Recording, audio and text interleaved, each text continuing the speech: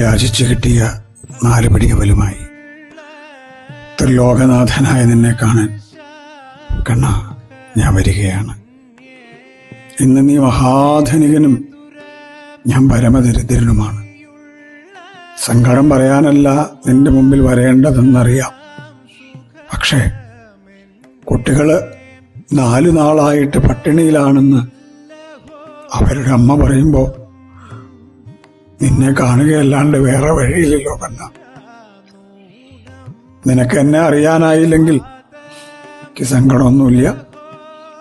അകലേ നിന്ന് നിന്നെ കണ്ട് നമസ്കരിച്ച് ഞാൻ മടങ്ങിക്കോളാം. നിനക്ക് എന്നെ മനസ്സിലായില്ലെങ്കിലും കണ്ണ, എനിക്ക് നിന്നെ അറിയാലോ.